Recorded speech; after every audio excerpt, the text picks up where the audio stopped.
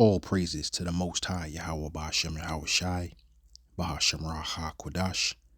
Double honors to the elder apostles and elder bishops of Great Millstone who rule well. Peace and salutations to the hopeful elect, scattered throughout the four corners of the earth, laboring in His truth in all sincerity. Revelation chapter 13, verses 15 through 18. In the NLT. He was then permitted to give life to the statue, so that it could speak. Then the statue of the beast commanded that anyone refusing to worship it must die. He required everyone, small and great, rich and poor, free and slave, to be given a mark on the right hand or in the forehead. And no one could buy or sell anything without that mark, which was either the name of the beast or the number representing his name. Wisdom is needed here. Let the one with understanding solve the meaning of the number of the beast, for it is the number of a man. His number is 666.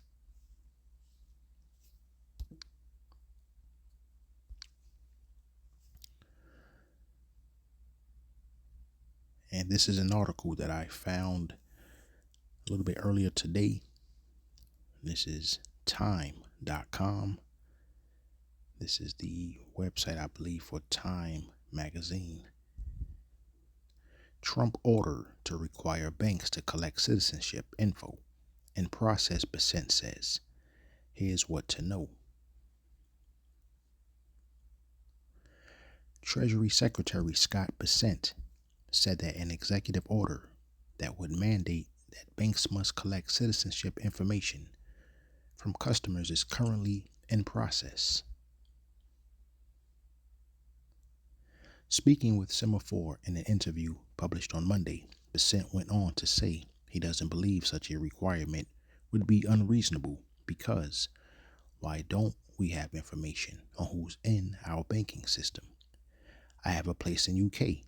They want to know who lives in every apartment. And how do we know that it's not part of a foreign terrorist organization? So I'm not going to read the entire article. I'm going to skip some paragraphs here. Scroll down a little bit more.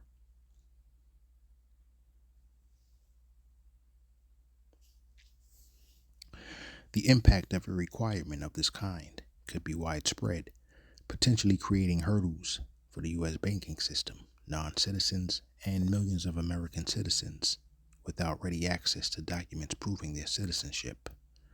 It's not clear if the potential order would go so far as to require banks to shut existing customers' accounts if they couldn't produce such documents, or how such a mandate would be enforced. Experts have said the executive action would likely face legal challenges. What to know about the potential executive order so far? Multiple outlets first reported in late February that the administration was weighing imposing such a requirement on banks, citing sources familiar.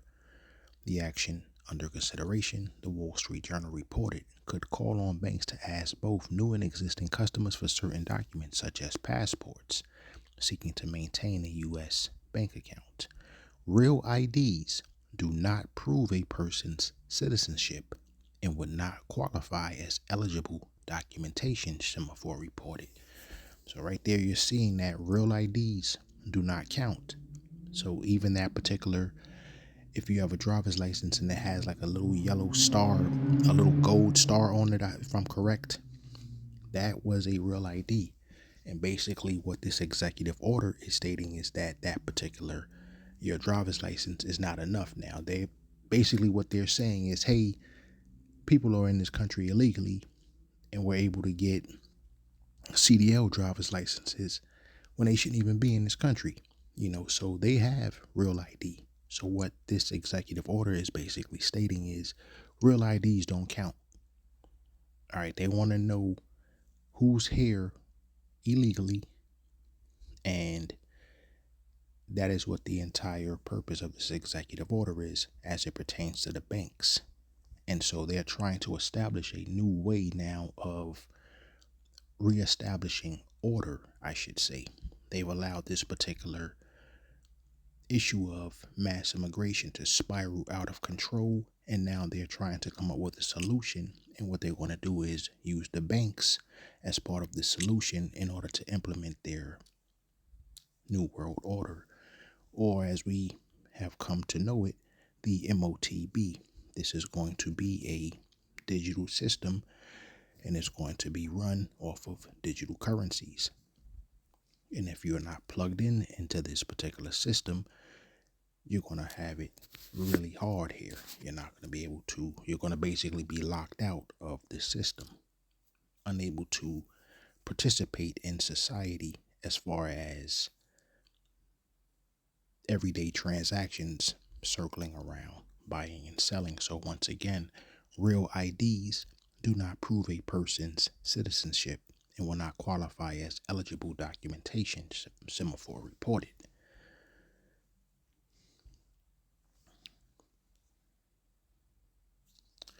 Outlets reported at the time that multiple potential avenues of issuing the requirement were under consideration. It was not clear if an executive action would require banks to close the accounts of customers who could not provide documents verifying their citizenship, or just to collect more citizenship information, according to the Washington Post. Initially, some people may be required to close their bank accounts if they cannot prove citizenship.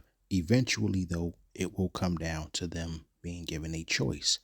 You can continue to bank with this particular institution if you receive this particular mark in your forehead or in the back of your hand. And we can see that this is all leading to the MOTB, which is indeed the mark of the beast, the RFID micro chip, or the RFID microchip. A White House spokesperson told news outlets in February that any reporting about potential policy making that has not been officially announced by the White House is baseless speculation. And what I just stated is not baseless speculation, that is actual biblical prophecy. All roads right now are leading to the MOTB. We are right here at the beginning stages in Babylon of Revelation chapter 13, verses 16 through 18 playing out. Existing know your customer regulations put in place under the Bank Secrecy Act and USA Patriot Act to prevent money laundering and the funding of terrorist activities require financial institutions to collect basic information from clients, but mandating that customers provide citizenship information would be unprecedented. So for all these years, or for all these decades, they've allowed people from all over the world to bank with this particular country. And now they're saying, but mandating that customers provide citizenship information is unprecedented. And it goes back to what I was just stating a couple of minutes ago. You create the problem, you allow the problem to fester and to eventually spiral out of control to the point now where you have to implement a solution. And this solution here is showing us that we are in the beginning stages of eventually seeing that this MOTB is going to be made mandatory. So I'm going to scroll down just a little bit more.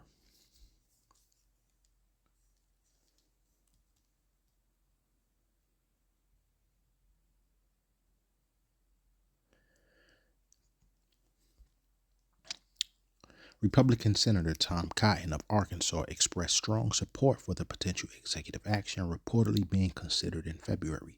Cotton attached a letter that he had sent to Bessent in October to a social media post in which he urged the Treasury to undertake a comprehensive review of current rules that allow illegal aliens to obtain financial services. The Arkansas senator also said he would soon introduce legislation to bar undocumented immigrants from accessing U.S. banks.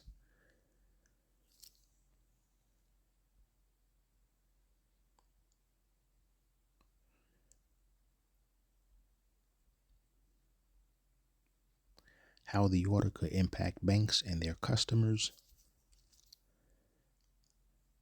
All read a few key points out of here, and then I'll just continue with the video. I believe we all get the point so far. So far, this particular article is revolving around these guys trying to come up with a solution to the mass immigration problem. And now the solution requires basically everyone who banks in this particular country now is going to have to present some type of formal document, such as a passport, birth certificate, social security card, in order to actually, and maybe just like getting a driver's license where you have to show a certain amount of points. There's certain amounts of paperwork that you could present to accumulate a certain amount of points that proves that you are a citizen of a particular state in order to get a driver's license. It'll probably be the same thing. You have to have these particular 3 forms of ID to actually prove that you are a citizen. Nonetheless, either way, whether you're a citizen or not, whether you can prove you're a citizen or you can't, either way, we're all going to be affected by this, because this was the ultimate plan anyway. This was what they were planning all along. This is why you don't allow your borders to be open for so many decades. It's been like this for so many centuries, actually. If you think about going back to the formation of this country, there's never really been a regulated border here. It's never been that way. People have basically been able to come into the country unchecked. People have been able to come into the country, stay here illegally, have babies, but now you have a law that basically says, okay, well, if you have a child in the country, whether or not, regardless of what your status is, the child is an American citizen. So, you've had all types of laws here these laws have now been abused and taken advantage of. So now they have to come up with a solution. And this is what we're seeing right now. We are seeing the beginning stages of Revelation 13, 16 through 18 playing out. And this is how it's going to begin here, starting with the banking system. And that makes all the sense in the world, because verse 16 of Revelation chapter 13 basically says no man will be able to buy or sell save he who had the mark or the number of his name. So a lot of people who are not citizens, who are here on business visas or tourist visas, on investor visas, do not have citizenship and are not local permanent residents. But they bring millions and millions and probably billions of dollars to this country's economy. And that's the problem. People like that, who are in this country and have overstayed their visas, they're not going to just kick these people out when they're bringing millions and potentially even billions of dollars here. No, this is how, okay, you want to stay, you're going to get this mark. This is why the verse says it. It's perfectly clear here. And he causeth all, both small and great, rich and poor, free and bond, to receive a mark in their right hand or in their foreheads. And right now we're seeing that play out.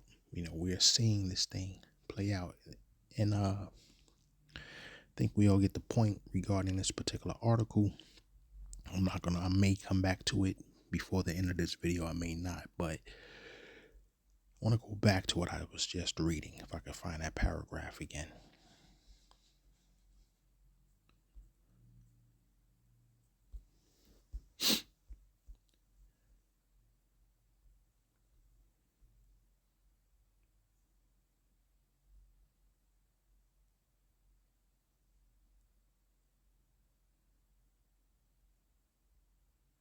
All right, I'm not going to use up any more time trying to find that very last paragraph that I read, but I will say this much. You're seeing this thing play out, and they are basically coming up with all types of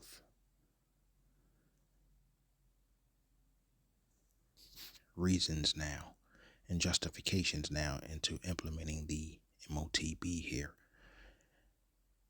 Which brings me back to what I was stating about this particular verse. Let's go into this.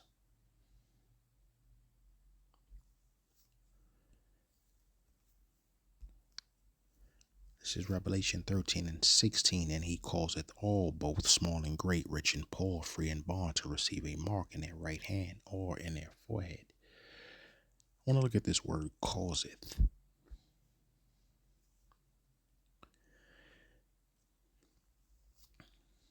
the outline of biblical usage to make,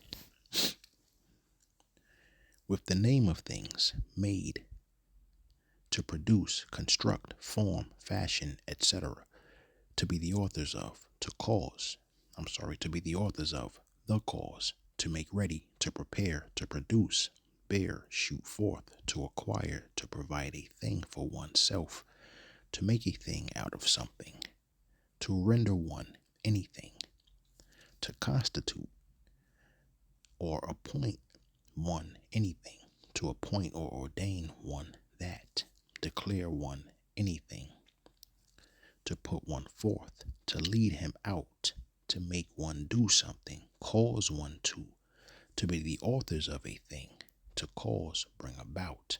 I'll stop right there real fast. We're seeing that every single day that passes, it gets us one step closer to our deliverance. We pray that we are of that number because we see this beast system really beginning to materialize here as it starts to engulf the entire world. And right now, Babylon is taking, center stage right now. Right now, we're seeing this thing really starting to come to fruition. So when you look at causeth, I'm going to continue where I stopped off. To do, to act rightly, to do well, to carry out, to execute, to do a thing unto one, to do to one, with the designation of time, to pass, spend, to celebrate, keep, to make ready, and so at the same time to institute the celebration of Passover, to perform to a promise. Strong's definition, and I came across something that was interesting.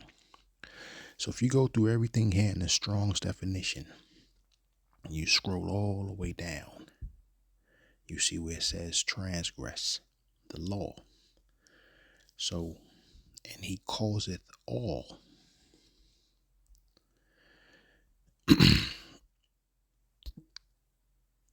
Both small and great, rich and poor, free and bond, to receive a mark in their right hand or in their foreheads. And we saw in the Strong's definition where it stated transgress the law. And we see in Revelation chapter 14, verses 9 through 11, what happens here in that particular case. Doom for worshipers of the beast. And I'll read this in the NLT. Then a third angel followed them, shouting, anyone who worships the beast and his statue, or who accepts his mark on the forehead or on the hand, must drink the wine of Elohim's anger, must drink the wine of Yahweh's anger. It has been poured full strength into Yahweh's cup of wrath, and they will be tormented with fire and burning sulfur in the presence of the holy angels and the Lamb. The smoke of their torment will rise forever and ever, and they will have no relief day or night, for they have worshipped the beast and his statue, and have accepted the mark of his name. And this is where it goes back to says, and he causeth all. So when we go back to that particular scripture, verse 16, and he causeth all, what ends up happening here is you may not be physically beat down, literally in the literal sense, into accepting this mark, but what they do is they make it so difficult for you just to survive and to do what you have to do in this particular society. So when you have no access to your funds, you have no access to whatever money, you probably won't even be able to work if you don't have the mark. They can pass whatever legislation that they want, basically saying, hey, you can't force somebody to get it. They don't necessarily have to force you, but they can paint you into a corner to where you have no other choice except to get it, and that is the reason I wanted to get into the word causeth. This is basically what the ruling class elites have done. They create this uncontrolled, uncapped mass immigration policy, basically just allowing everyone from all over the planet just to walk across your unguarded borders, allow people to work on temporary visas, then stay for just extended periods of time until you create a problem that's so big now, you can only solve it through this type of wickedness. And so it takes me back to what I was just reading. When you actually come across this type of stuff and see how they make this stuff manifest, when you look at what I just basically was describing here, what's happening in Babylon, they create this type of thing.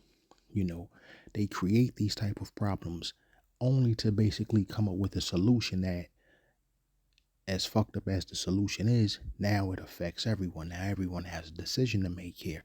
But this is, if you scroll down to letter J here in the outline, to be the authors of a thing, to cause, bring about. All right, so when it says, and he causeth all, they are basically the authors of this. Everything that's messed up right now, they are the authors of it. They caused this, and now they're trying to give you, or they brought this about, and now they're trying to give you their solution, which basically revolves around you having to accept the mark of the beast, something that will lead to your destruction, as the scriptures make it very clear, as I just read in Revelation chapter 14. So, like I was mentioning, in this particular case right here with uncontrolled immigration, it's just one reason to institute this digital ID. And it's basically a control grid. This is a digital ID control grid. And they're using the banks as the foundation, of offering this particular solution. And that's exactly what the scripture says, and he causeth all, both small and great, rich and poor, free and bond, to receive a mark in their right hand or in their foreheads, that no man might buy or sell save he that had the mark or the name of the beast or the number of his name. So this is precisely what Revelation 13 verses 16 and 17 told us what would happen. And this just goes to show you the Most High's word never comes back void. So all praises to the Most High, Yahweh Bashem Shai, for basically telling us what was going to happen. This gave us the time to get spiritually prepared. We can prepare ourselves spiritually for this. We can prepare ourselves mentally for this. We understand that, there's really no place left to go except to go straight to the Father now through his only begotten Son, Hamashiach Yahweh Shai. So I'm not going to make this video too long, but I did come across another video that I thought was interesting.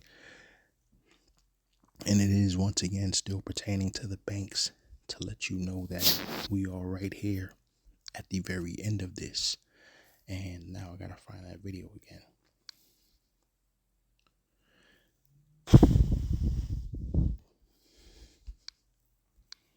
I don't think I bookmarked it, but let's see. Right there.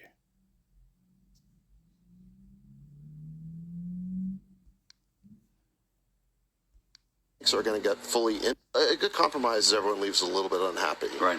But I think what's going to happen is that after market structure passes, the banks are going to get fully into the crypto industry. So we're not going to have a separate banking industry and crypto industry. It's going to be one digital assets industry. And I think will they be regulated their opinions are going to evolve over time. And I bet you over time, the banks like the idea of paying yield because they're going to be in the stablecoin business. But will they also be regulated the same way? And I guess that's a big, the banks will say, hey, if they get to do all the same things we do, how come they don't get regulated the same way? Well, I guess because they're offering slightly different products, right? Yeah. So, but everyone offering the same product should be regulated in the same way, and we want to get to that harmonization. A good compromise is everyone leaves. Can you give me an example of a food that's a vaccine? You recognize? Yes, sir. University of California, Riverside has already. All right, that video was way off topic. It's a little bit unhappy. But I did bookmark that. I'll go back and listen to it, and we'll potentially come up with a video if I'm still coming up with topics tonight. But I just wanted to play that video there to basically show you how now the banking system is moving towards crypto now, and that they are adopting it. And I think I just said this in a video 1 or 2 nights ago. I remember when crypto first started coming on the scene, and you had a lot of people who were saying it's just a fad, it's not going to last long. And we're not talking just regular Joe Schmoes walking up and down the street here. These were people like, what's his name? Michael Kramer. These were like actual billionaires. Warren Buffett hated crypto when it first started, so now we're saying that the banks are actually adopting it, letting you know, showing you exactly that this is moving straight towards a digital system. So there's no way around this now. And the only way you're going to be able to participate in this particular system is to be connected to it. You have to be connected to it, something that is going to be fully regulated. They can't regulate cash money. They can't regulate credit cards. This is why people, max out their credit cards and basically never ever pay it off. They don't care, if they go into collections and all of that shit. They'll just, they never pay it off. Something like this now, when you start falling behind in payments or your social credit score falls too low, now they can just turn off your chip, as we saw in that video where Aaron Russo explained that to Alex Jones. And that's exactly what they want to do. They want total control. And right now, there's loopholes. You can't regulate cash money. You can't regulate gold and silver. But if we allow you to be plugged into this particular system, we can actually regulate you, because now what you actually need, they can control it, remotely. They can, by turning your chip on and off whenever they feel like it, or whenever they deem it necessary, basically because you may have fallen behind in something. But I'm not going to, beat that horse too much. I believe everybody already understands this here. And, we are right here basically entering this next phase of this beast system coming to fruition. So we just continue to pray and trust and believe in Hamashai Yahushua and what he tells us, and we can let's go to Revelation chapter 3, and I'll scroll down to verse 10 and 11, and I'll read this in the NLT. Because you have obeyed my command to persevere, I will protect you from the great time of testing that will come upon the whole world to test those who belong to this world. I am coming soon. Hold on to what you have so that no one will take away your crown.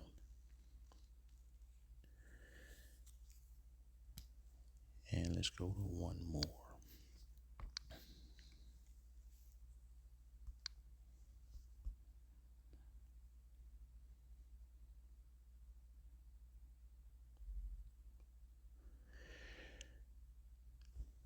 I want to end this actually with Revelation 12 and 11.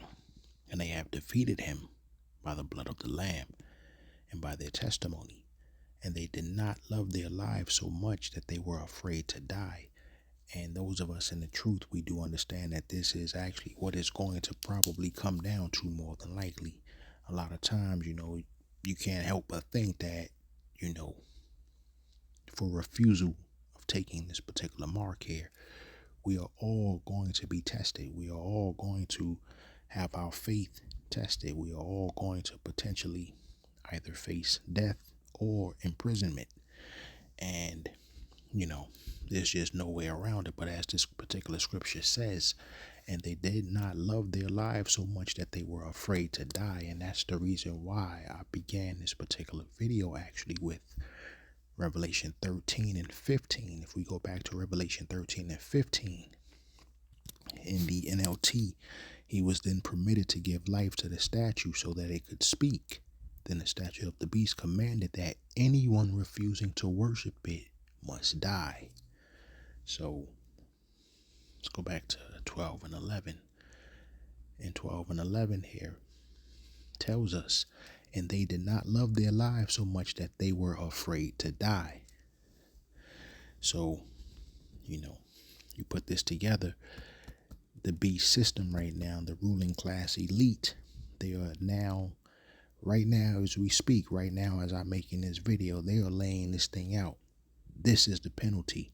This is the repercussions of not accepting this mark. And death is one of those penalties. Death is one of those repercussions. But as we read here in Revelation 12 and 11, and they did not love their lives so much that they were afraid to die. And that is pertaining to the hopeful elect of the Most High, Yahweh Bashem, Yahweh Shai. I pray this has been edifying and reaches the ears it's supposed to reach. Shalom.